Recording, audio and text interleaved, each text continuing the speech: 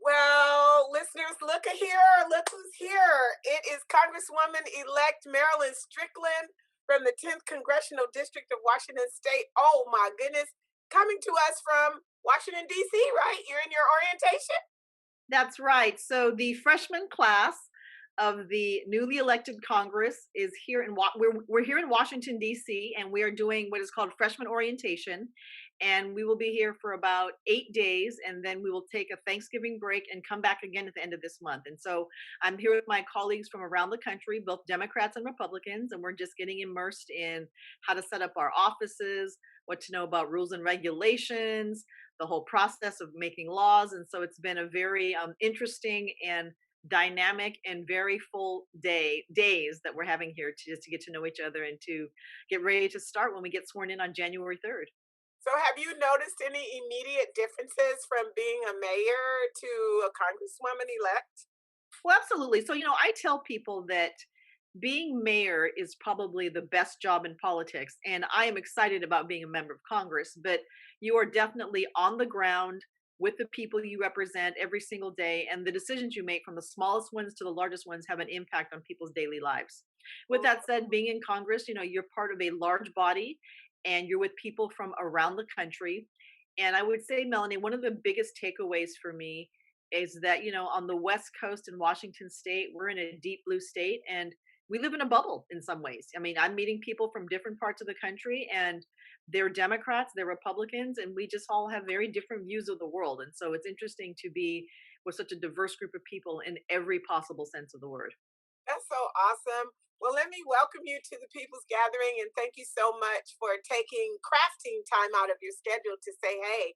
And our theme this time around for our fall convening is race politics and our way forward. So, what say you just on that subject as we drop it like that? Well, that is the perfect theme for this year and this election cycle.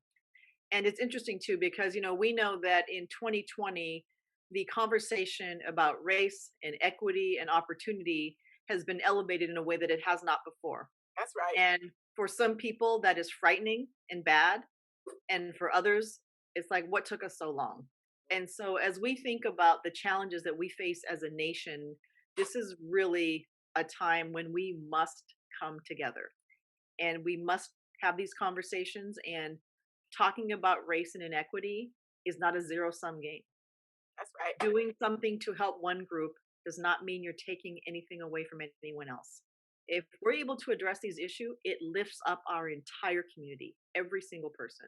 And Mhm. so, it's yeah, it's been interesting being here in Washington D.C. and the topic is very much right on time. Right on time. So raised the white flag, like for the conference. I'm doing this because it's like, okay, yeah, politics has consumed us for a while, but now it's like that's over, and Yeah, we have a decisive win, and so we must have a call to action.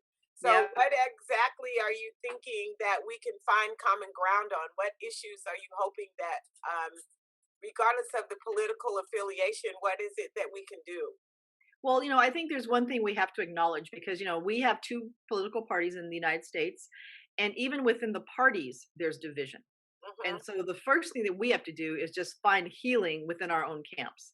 And the healing can be done if we have the will to do it. And I tell folks that this is really about focusing on the shared values that we have.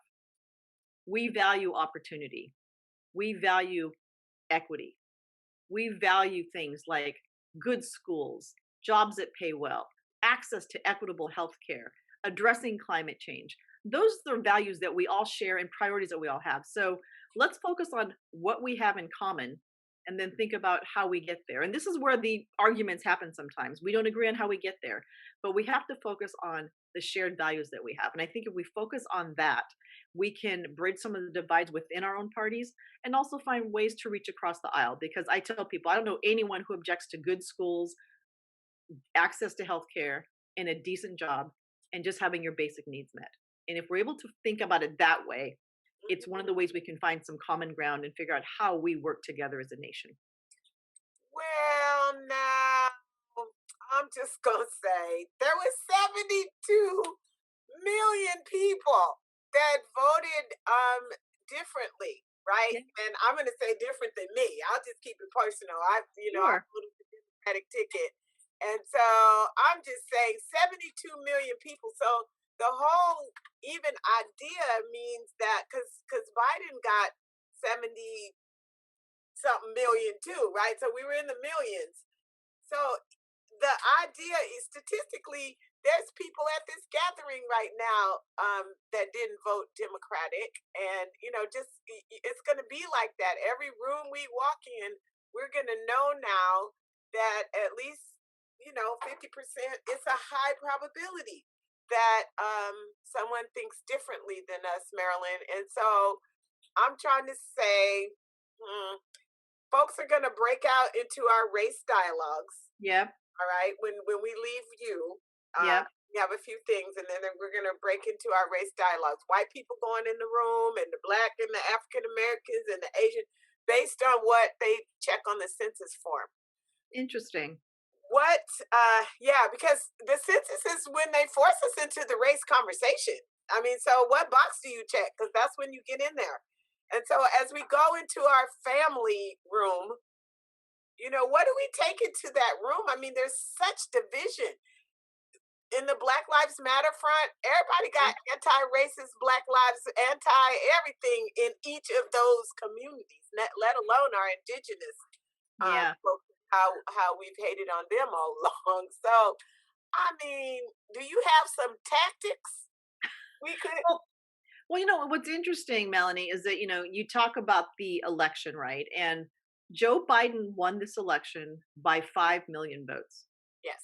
And from what I understand, that is the largest margin in a very, very long time. So when it comes to elections, people are going to choose a side. I think what is alarming for a lot of us is that people were okay with certain behaviors from the sitting president.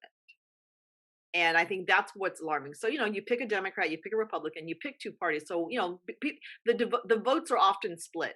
But I think what's alarming again for so many people is that you chose someone whose first act was banning Muslims, who has been disrespectful to people of color, who has done things that we would not tolerate from another president. And I think that's what's alarming to people.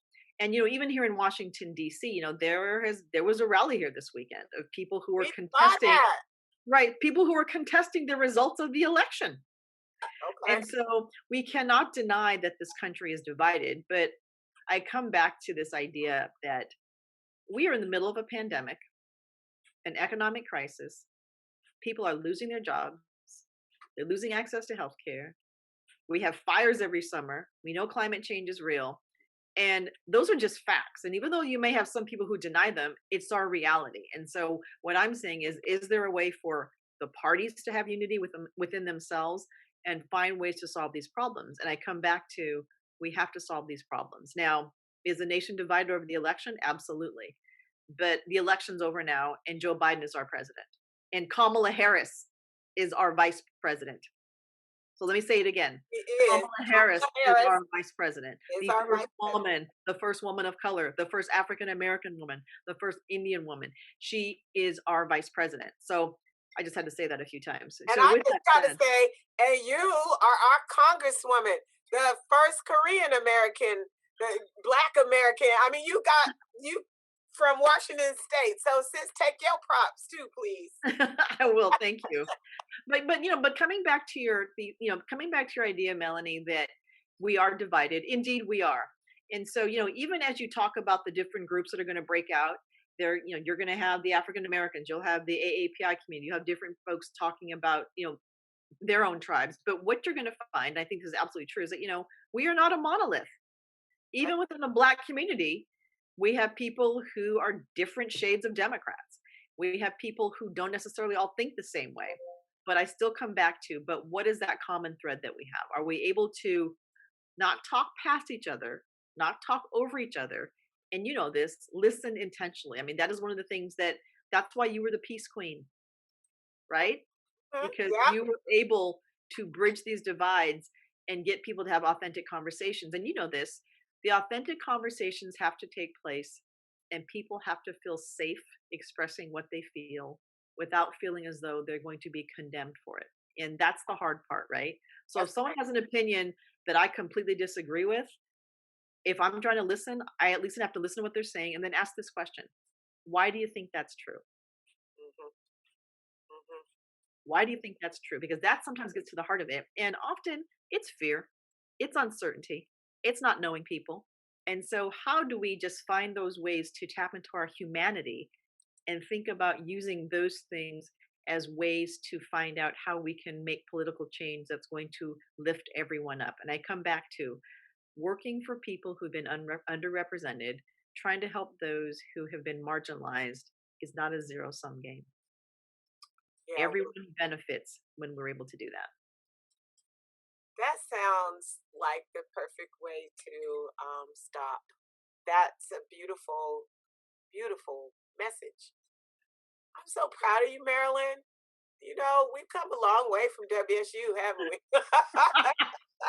We've come a long way from those harsh, cold winters to Yes, being back in Western Washington, to you being a leader at PLU, being named the Peace Queen, just all the things that our journey has been interesting together indeed. it has. But you know what? I feel really good that you're up there representing, and and it's exciting to see that you are, starting a new career. You know, you've done your mayor, and then your Seattle chamber, and now you're in Congress, and the election was hard, Yep. but you persevered, and You so know, it's good to see you. well, thank you. And it's nice to see you. And I tell people that, being in Congress is an honor and a privilege that I take very seriously. And every single person who's here, even if I disagree with them terribly, they take it very seriously. They going to be a rough journey. But again, the challenges that we're facing are so profound. And if we're able to talk authentically and not be afraid to have some of these conversations, there's a way forward. It's a matter of whether or not we have the will to do it. So we need your support from the people who are here part of the gathering. Melanie, we need your support. And I tell folks that you're an elected official, but you're only as good as the people in your community who are holding you accountable. So hold us accountable, ask us questions, ask us to show up. And when we can do that, we can actually make change for the better. Congresswoman elect Marilyn Strickland, 10th Congressional District of Washington State. You are people, girl. Thank you for stopping by, and thank you, so much for taking your time. God All bless right. Thank you. you. Thank you very much. God bless you. You too.